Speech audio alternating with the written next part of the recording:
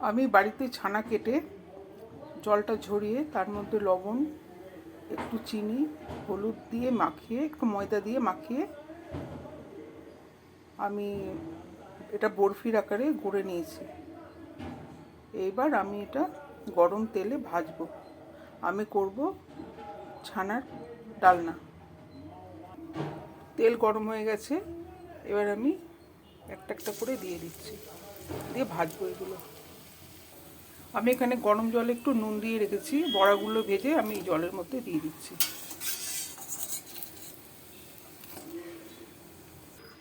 যেগুলো জলে আমি পনিরগুলো রেখে দিয়েছিলাম সেগুলো তুলে নিয়েছি। এবার তেলে আমি তেজপাতা, জিরে ফোড়ন দিলাম। ফোড়নটা ভাজা হয়ে গেছে, সেদ্ধ আলু দিয়ে দিচ্ছি।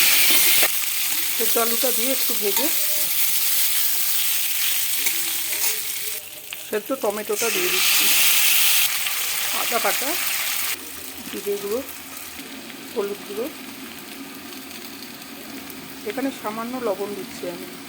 ওই ছানা ভেজানোর ওই জলটা, লবণ জলটা আমি দেবো এর মধ্যে একটু চিনি। এই রান্নাটা আমি লঙ্কা ছাড়া করছি, আপনারা লঙ্কা দিয়ে করতে পারেন।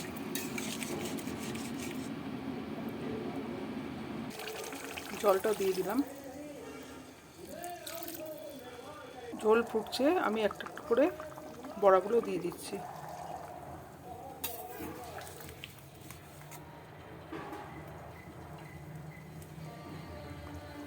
ঢাকা দিয়ে কিছুক্ষণ রেখে দেবো আমি।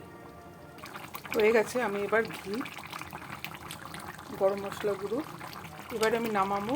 ঘি গরম মশলা গুঁড়ো ছড়িয়ে দেখুন বড়াগুলো কত ডবল হয়ে গেছে জল ফুটে। এটা একটা পুরাতনী রান্না।